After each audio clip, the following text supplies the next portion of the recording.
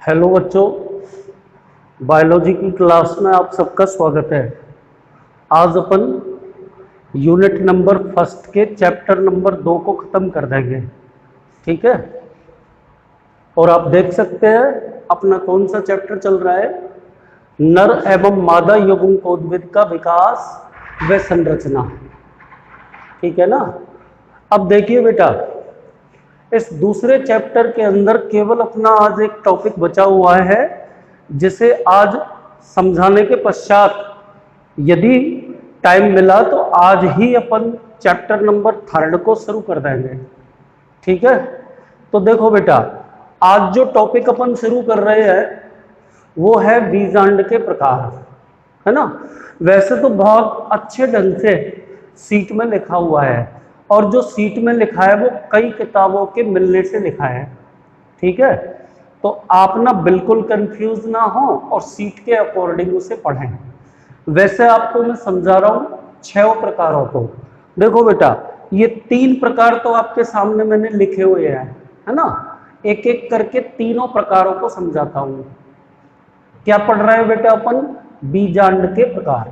देखिए, सबसे पहला प्रकार बेटा रज्जु बीजांड, या इसको इंग्लिश में बोलते हैं ऑर्थोट्रोपस बीजांड।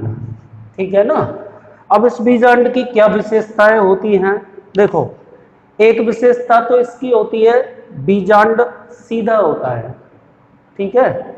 और इसकी विशेषता एम का मतलब होता है बेटा बीजांड द्वार।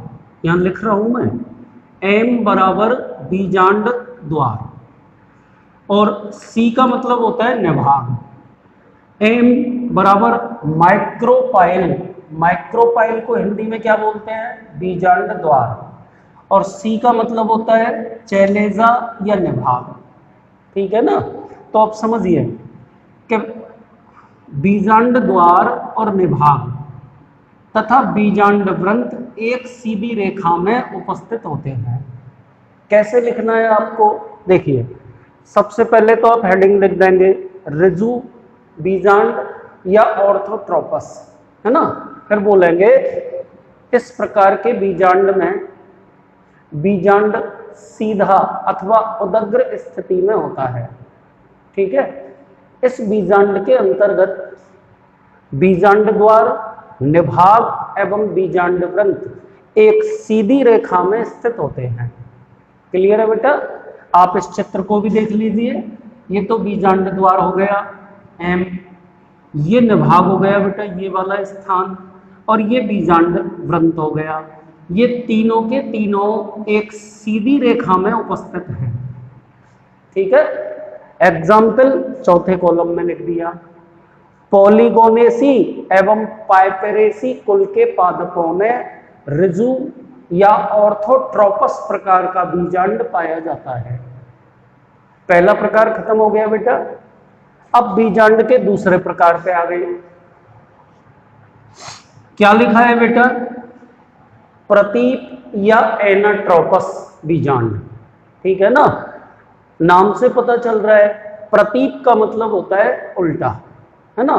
तो आप ध्यान से समझें कि इस प्रकार के बीजांड में ये जो बीजांड वृंत है ना, इसकी एक पार्श्वीय वृद्धि हो जाती है। देखो, पहले तो ये उदग्र था तो ये नीचे था, अब ये नीचे से यूं घूम गया बेटा, तो ना बीजांड खुद 180 डिग्री के कोण पर घूमकर उल्टा हो जाता है। ये इसकी मुख्य विशेषता है। देखो, बीजांड वृंत की तरफ बीजांड वृंत एक पार्श्वीय वृद्धि के कारण बीजांड वृंत की एक पार्श्वीय वृद्धि के कारण बीजांड 180 डिग्री के कोण पर घूमा हुआ, यानी कि कैसा हो जाएगा बेटा? उल्टा। बैठ गई आपके समझ में? तो अब देख सकते हैं ये बीजांड वृंत है। अब इस बीजांड वृंत ने एक पार्श्वीय वृद्धि कर ली, है ना। उसी वृद्धि के कारण ये जो सीधा बीजांड था ये उल्टा हो गया। तो इसमें क्या हुआ बेटा कि ये जो बीजांड द्वार है ये नाभिका या बीजांड वृंत के पास आ गया।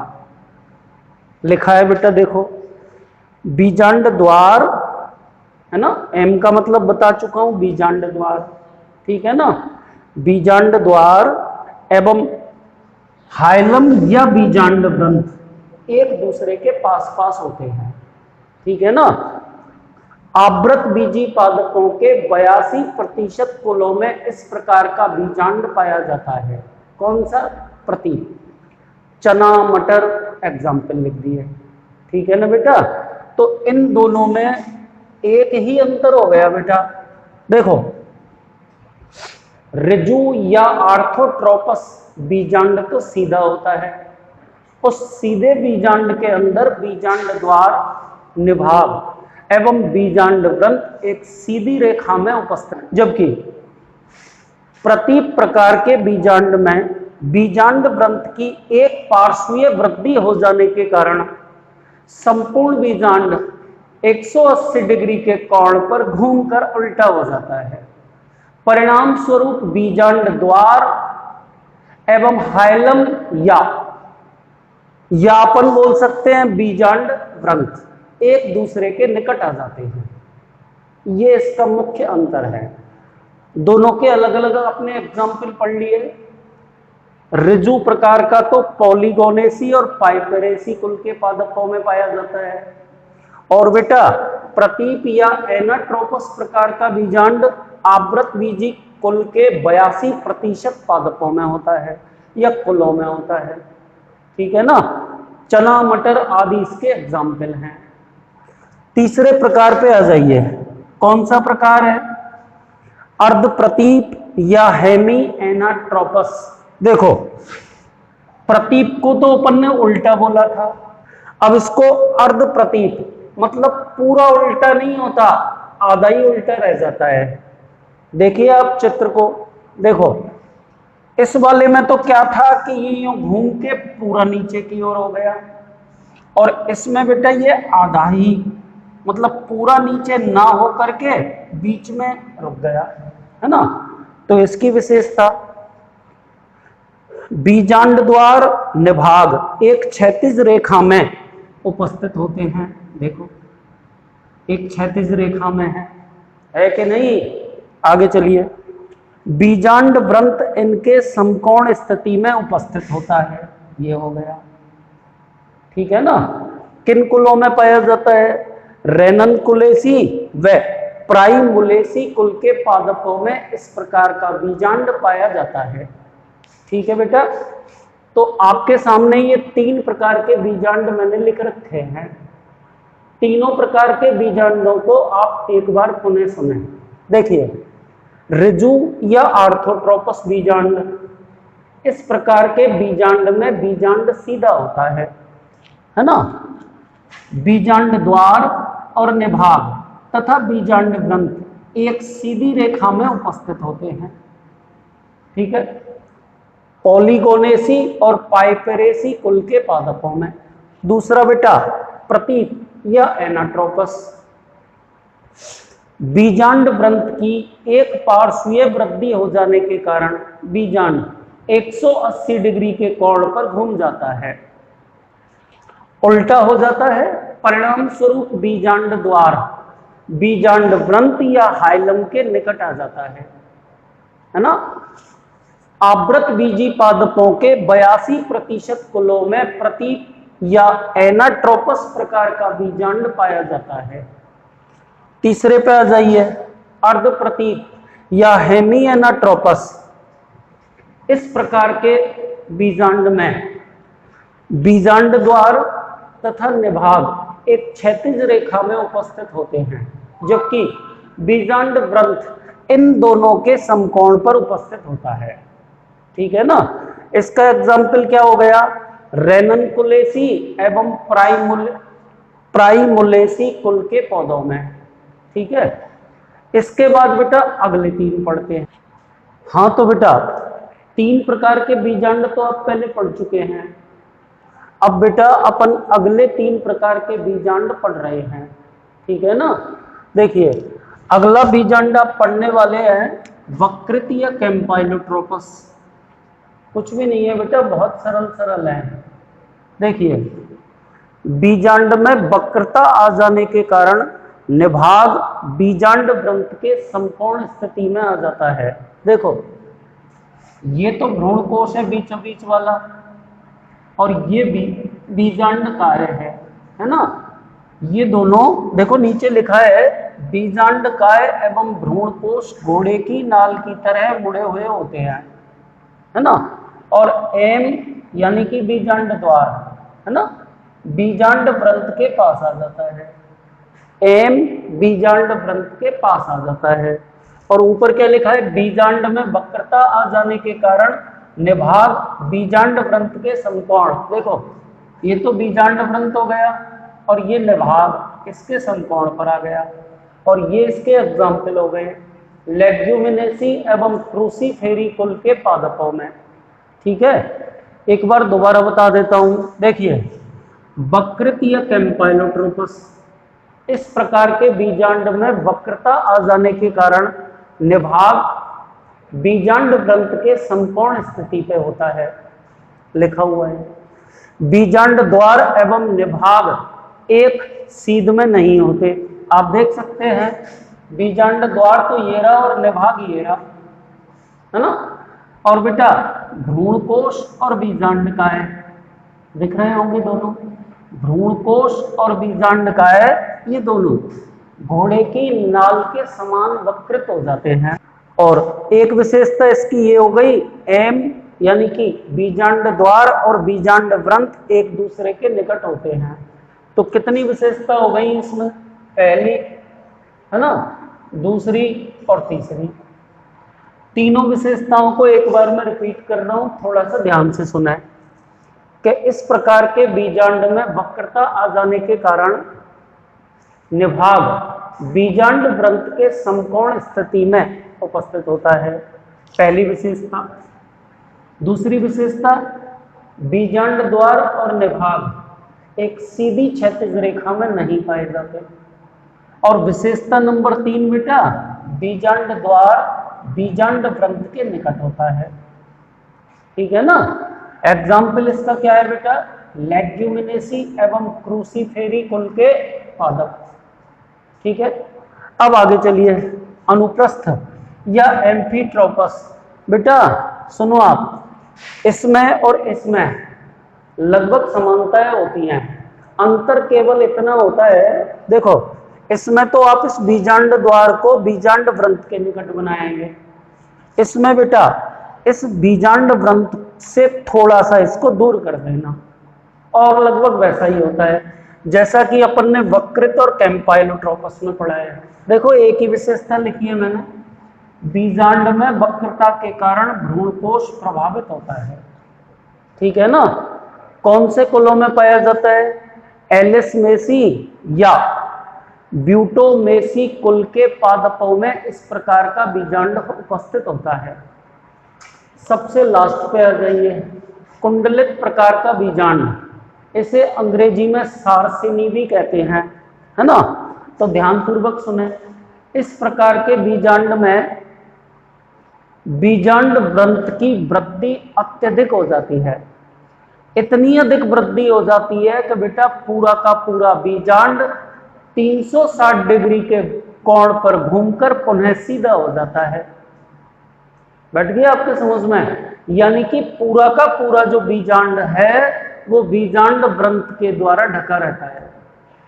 आप देख सकते हैं ये बीजांड व्रंत है, और इस बीजांड व्रंत की एक पार्श्वीय वृद्धि हो गई काफी अधिक, उसके कारण देखो पहले तो ये यूं था सीधा, है ना, रिज्यूम में पढ़ाया था, प्रतीत में ये यूं हो गया, ठीक है, और अब इसको यूं 180 डिग्री के कोण के बाद 360 डिग्री के कोण पर घुमाकर और बेटा सीधा कर दीजिए, तो ये बेटा कुंडलित या सारसिनी में आ जाएगा।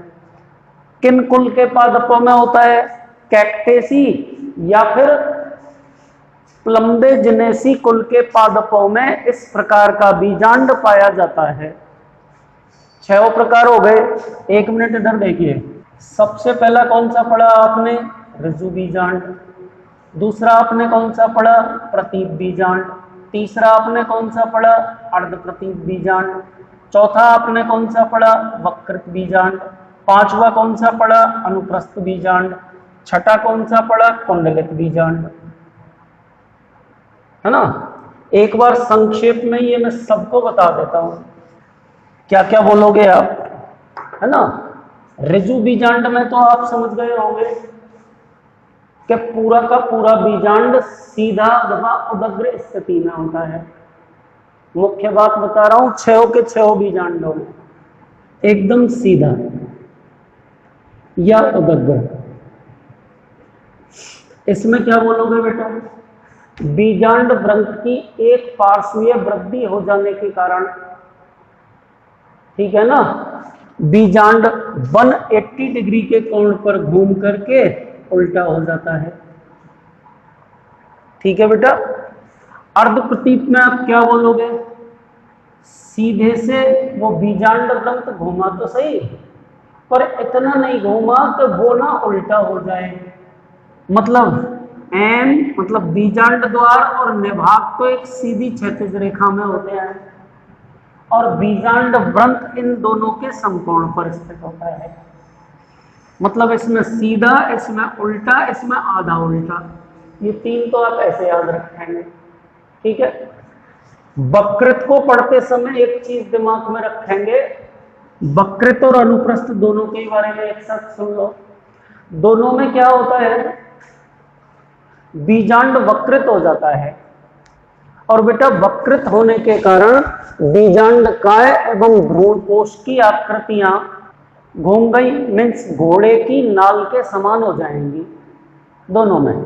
बस याद ये रखना है कि इसमें वक्रित प्रकार के बीजांड में तो बीजांड द्वार के निकट होता है क्या? बीजांड व्रंत। ठीक है ना? जबकि अनुप्रस्थ प्रकार के अंदर आप बीजांड द्वार को बीजांड व्रंत से अपेक्षाकृत दूर बनाएंगे। सुन लिया आपने? एंड सबसे लास्ट कुंडलित या सारसिनी, इसमें आप क्या बोलेंगे बेटा? इसमें आप ये बोलेंगे, थोड़ा सा ध्यान से सुन लें, कि वो जो इससे ये बना बेटा, यदि और उसको अधिक घुमा दिया जाए तो वापस से बीजांड सीधा हो जाता है। कुल मिलाकर कुंडलित प्रकार के बीजांड में आपको ये कहना है, ठीक है, कि भाई इस प्रकार के बीजांड में बीजांड व्रंत की वृद्धि काफी अधिक हो जाती है। मतलब इतनी अधिक हो जाती है कि पूरा का पूरा बीजांड ही, पूरा का पूरा बीजांड ही बीजांड व्रंत के द्वारा चारों तरफ से घिर जाता है और बीजांड सीधा हो जाता है। ठीक है ना? तो ये छह प्रकार के बीजांड आप पढ़ चुके हैं। ठीक है ना? अब अपन पाठ नंबर नेक्स्ट शुरू करते हैं। कौन सी यूनिट चल रही है बेटा अपनी? Unit number first. उसका चैप्टर नंबर कौन सा शुरू कर रहे हैं? यूनिट नंबर फर्स्ट का चैप्टर नंबर 3। क्या नाम है पाठ का? परागण, निषेचन, भ्रूण कोश एवं भ्रूण का परिवर्धन। ठीक है ना? तो सबसे पहले अपन इसमें क्या पढ़ेंगे? हेडिंग पहला, पराग कणों का अंकुरण। पराग कणों का अंकुरण, ठीक है ना? वे पराग नलिका का विकास। ठीक है ना बेटा? सब ध्यान से सुने। देखिए, मान लीजिए कि ये आपके सामने मैंने एक परागकण बना दिया। क्या बना दिया? परागकण। ये परागकण परागण की क्रिया के द्वारा किसी पुष्प की वर्तिकाग्र के ऊपर पहुंच जाता है। मान लो ये परागकण यहां से यहां पर आ गया, पुष्प की वर्तिकाग्र के ऊपर। ठीक है ना? वापस से कह रहा हूं, परागण क्रिया के द्वारा परागकण किसी पुष्प की वर्तिकाग्र के ऊपर आ गया। ठीक है ना? यहां इस परागकण का अंकुरण होगा। ठीक है ना। परागकण का अंकुरण होगा इस क्रिया में। परागकण की अंतःचोल बाह्य चोल में उपस्थित जनन छिद्रों से एक पराग नलिका के रूप में बाहर निकलेगी। सुन लिया आपने, या आप इसको ऐसे बोल दें, बोल रहा हूं मैं, थोड़ा सा ध्यान से सुने। परागण क्रिया के द्वारा परागकण किसी पुष्प की वर्तिकाग्र के ऊपर पहुंच जाते हैं। वर्तिकाग्र पर पहुंचने के पश्चात शर्करा तथा कुछ अन्य तरल पदार्थों का अवशोषण करके परागकण फूल जाता है, यानी कि परागकण का अंकुरण शुरू हो जाता है। सुन लिया आपने, आगे चलिए। परागकण के अंकुरण की क्रिया में परागकण की अंतःचोल किसी जनन छिद्र से पराग नलिका के रूप में वृद्धि करती है। यह पराग नलिका वर्तिका में होती हुई बीजांड की ओर गति करती है। ठीक है ना, आगे चलिए। परागकण का अंकुरण शुरू हो गया, ठीक है ना।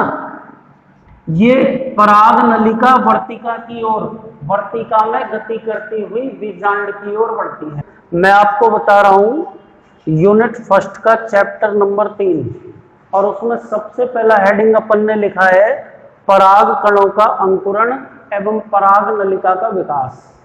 ठीक है ना, बहुत सरल है, मैं समझाता हूं। देखो, ये आपके सामने मैंने परागकण बना दिया। ये परागण की क्रिया के द्वारा किसी पुष्प की वर्तिकाग्र के ऊपर पहुंच गया। ठीक है बेटा, अब आगे चलिए।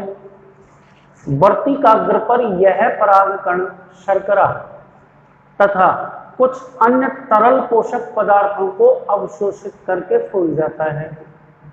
ठीक है ना। अब ये फूल गया तो परागकण की अंतःचोल किसी भी जनन छिद्र से होकर के पराग नलिका के रूप में विकसित होती है। ठीक है, यह पराग नलिका वर्तिका के भीतर वृद्धि करती है। ठीक है ना, वर्तिका के भीतर वृद्धि करती है एवं बीजांड की तरफ बढ़ती चली जाती है। अब यहां मुझे एक छोटी सी बात बतानी है। पराग नलिका का विकास हो चुका, अब आप मेरी बात को ध्यान से समझें।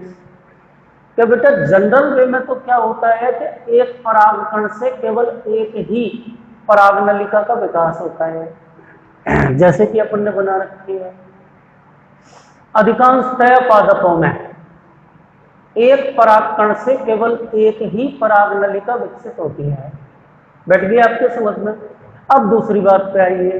पर बेटा, कुछ कुलों के पादपों में, कौन सा कुल है, विशेषकर मालवेसी कुल, उनके अंदर एक ही परागकण से एक से अधिक पराग नलिकाएं विकसित हो सकती हैं।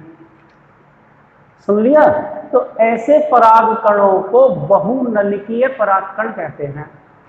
ठीक है, पर उन परागकणों में यद्यपि पराग नलिकाएं तो एक से अधिक विकसित होती हैं, लेकिन उनमें केवल एक ही पराग नलिका सक्रिय रह पाती है, अन्य नहीं। तो बेटा, इस तरह आपका ये पहला हेडिंग खत्म हो गया। अब अपन दूसरी बात पढ़ते हैं, पराग नलिका की वृद्धि। तो इसको भी सुन लीजिए। देखो बेटा, मान लीजिए ये मैंने वर्तिका बना दी, है ना। ये वर्तिका के ऊपर वर्तिकाग्र बना दिया। ठीक है ना, थोड़ा सा ध्यान से समझना।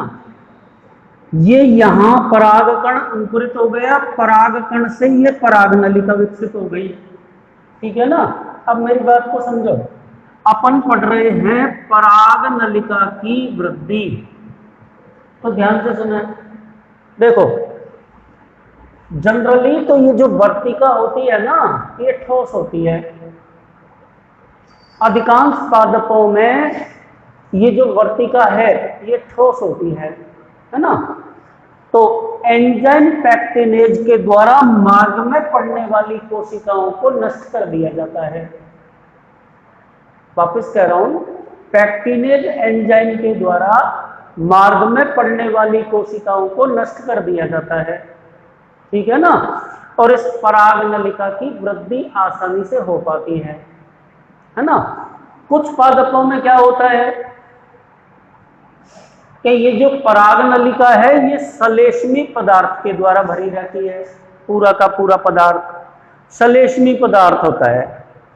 और बेटा ये सलेष्मा इस पराग नलिका को बीजांड की ओर आकर्षित करती है, ऐसा भी होता है। जबकि कुछ अन्य पादपों के अंदर क्या होता है बेटा, कुछ अन्य पादपों के अंदर ये जो पराग नलिका है ये बीजांड की ओर गति पराग नलिका के मार्ग में आने वाले कोशिकाओं के अंतराकोशिकीय अवकाशों से होकर करती है। तो बेटा ये 3 बातें आपको याद रखनी पड़ेंगी। देखो ये दोनों टॉपिक एक बार मैं वापस से रिपीट कर रहा हूं। पहला टॉपिक तो आपने पढ़ा परागकणों का अंकुरण और पराग नलिका का विकास। क्या पढ़ा इसमें आपने कि परागण की क्रिया के द्वारा परागकण किसी पुष्प की वर्तिकाग्र के ऊपर पहुंचते हैं, ठीक है ना। आगे चलिए। वर्तिकाग्र के ऊपर परागकण शर्करा तथा कुछ अन्य तरल पोषक पदार्थों का अवशोषण कर फूल जाते हैं। परागकण की अंतःचोल बाह्य चोल में उपस्थित किसी भी जनन छिद्र से होकर पराग नलिका के रूप में विकसित होती है, ठीक है। आगे चलिए। पराग नलिका के अंदर 2 नर युग्मक पाए जाते हैं। सामान्यतः यह होता है कि एक परागकण से केवल एक ही पराग नलिका का विकास होता है। ऐसे परागकणों को एक नलिकीय परागकण कहते हैं। हो गया। मालवेसी कुल के पादपों में बेटा एक परागकण के अंकुरण से एक से अधिक पराग नलिकाएं विकसित हो सकती हैं। ऐसे परागकणों को बहुनलिकीय परागकण कहते हैं, ठीक है ना। यद्यपि बहुनलिकीय परागकणों से एक से अधिक पराग नलिकाएं विकसित हो सकती हैं, लेकिन केवल एक ही पराग नलिका सक्रिय रहती है। तो ये तो अपना पहला हेडिंग खत्म हो गया। अब अपन दूसरा हेडिंग पढ़ते हैं, पराग नलिका की वृद्धि, ठीक है ना बेटा। तो इसमें अपन क्या पढ़ने वाले हैं, सुन लें थोड़ा सा। देखो आपके सिलेबस में पराग नलिका वर्तिका में वृद्धि करती हुई बीजांड की ओर पड़ती है, ठीक है ना।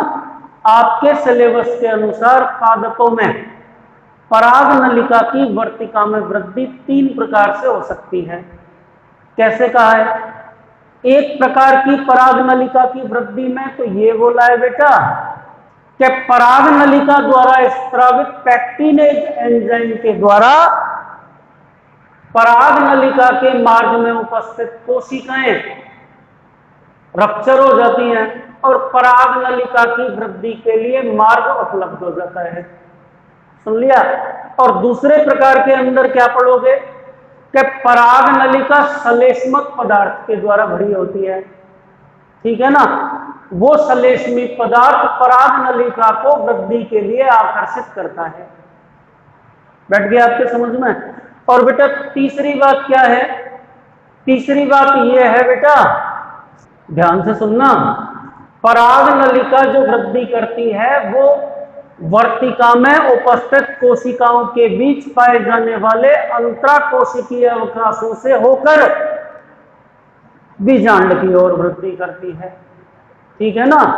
इसके पश्चात अपन ये पढ़ेंगे कि पराग नलिका का बीजांड में प्रवेश कहां से होकर होता है और बीजांड में प्रवेश करने के पश्चात पराग नलिका का भ्रूणकोश में प्रवेश कहां से होकर होता है। तो पराग नलिका का बीजांड में प्रवेश तो केवल एक ही स्थान से हो सकता है। सॉरी, पराग नलिका का बीजांड में प्रवेश तो 3 प्रकार से हो सकता है, या तो बीजांड द्वारी प्रवेश, या निभागी प्रवेश, या मध्य प्रवेश। जबकि बेटा बीजांड में प्रवेश करने के पश्चात पराग नलिका का भ्रूण कोश में प्रवेश, पराग नलिका का भ्रूण कोश में प्रवेश केवल और केवल सहायक कोशिकाओं के द्वारा होता है। उसके लिए आपको कल बताया जाएगा बेटा, सहायक कोशिकाओं में तंतु रूपी उपकरण फिल्लीफॉर्म एपरेटस पाया जाता है, जो मदद करता है किसमें, पराग नलिकाओं को भ्रूण कोश में प्रवेश हेतु। ठीक है बेटा, तो यहां से आगे अपन तीसरा चैप्टर शुरू कर चुके हैं कल से। यहां से आगे पराग नलिका का बीजांड में प्रवेश और पराग नलिका का भ्रूण कोश में प्रवेश से शुरू कराएंगे।